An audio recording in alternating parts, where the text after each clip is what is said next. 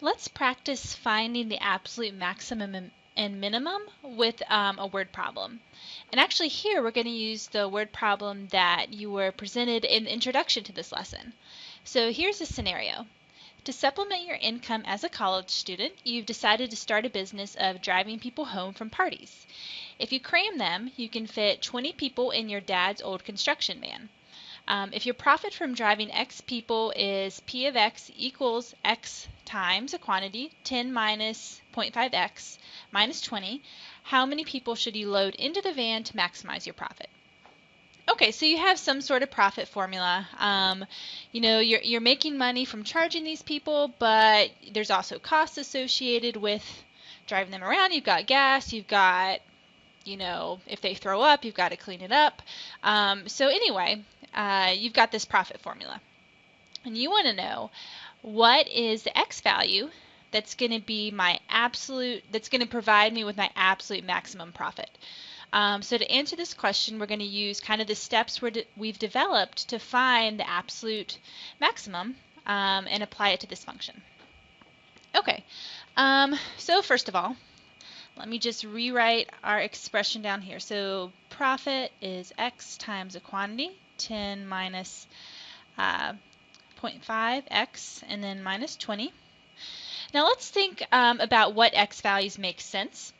So when you're doing kind of just one of the problems from the book or one of the examples we've seen so far, you're given the interval on which to check for the absolute max or min. But when you have a story problem like this, and this is true of any story problem ever, you want to think yourself about what X values make sense. Okay, so what X values make sense here? What interval of X values am I looking at? Well, the minimum number of people you could have is 0, right? You can't have negative people in your van.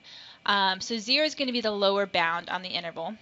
And the problem says that you can fit 20 people maximum in the van. So 20 is going to be the upper bound of the interval.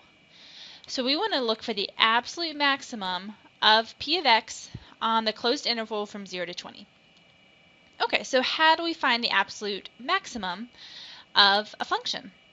Well, in general, the absolute maximum or minimum could happen at a critical point, or it could happen at an end point. So in the end, we're gonna check all the critical points and endpoints to see what the actual function value is, but we need to start by finding those critical points. So remember, critical points are places where the derivative either equals 0 or does not exist. So let's start by finding the derivative of this function.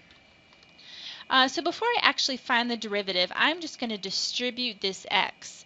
In this case, it's going to be probably a little easier to distribute than it is to use the product rule. So I'm going to have this as 10x minus 0.5x squared minus 20. Okay, so this is just a quadratic equation. So pretty simple derivative in this case. P prime of x just equals 10 minus, so I bring the 2 down, that's going to give me 1/2 times 2, which is just 1. So this is just going to be 10 minus x for the derivative. Okay, so critical points. Let's first think about if there are any places where this derivative does not exist.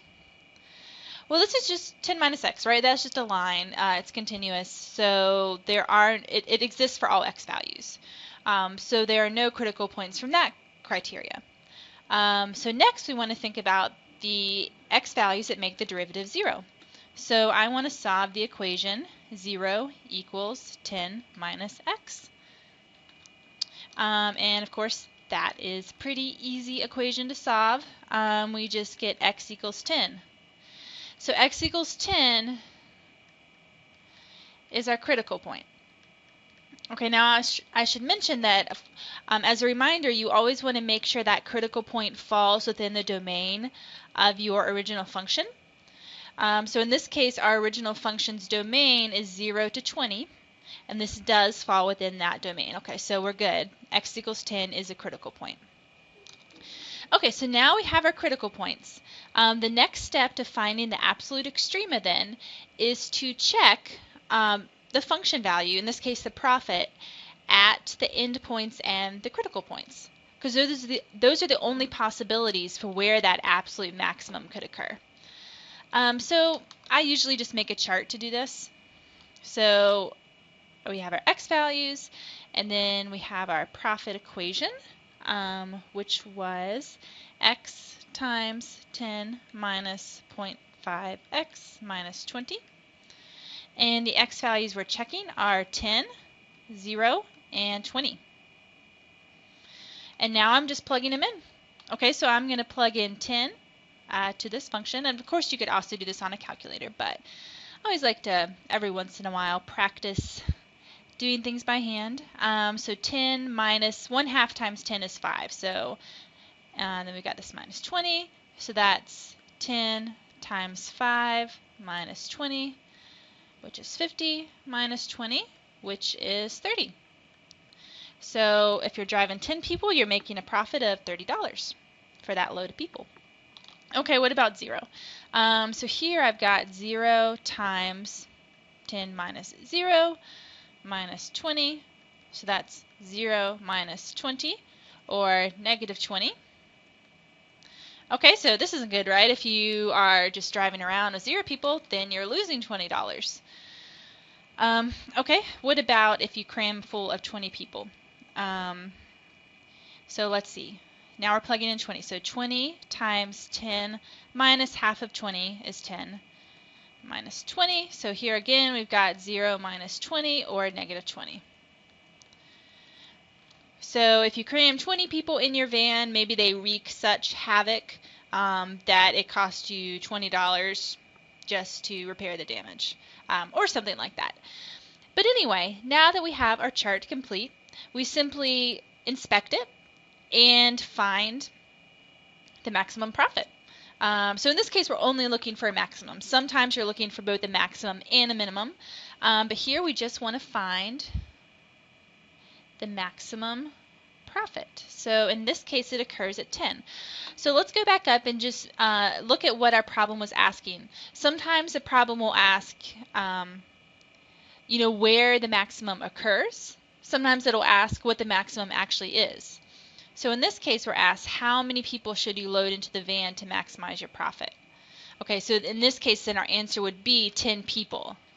So our answer then is 10 people will maximize our profit. If we were asked how much that profit would be, well, then we would say it would be $30. All right, so this is how you approach a absolute extrema problem in general, and specifically a word problem involving absolute extrema.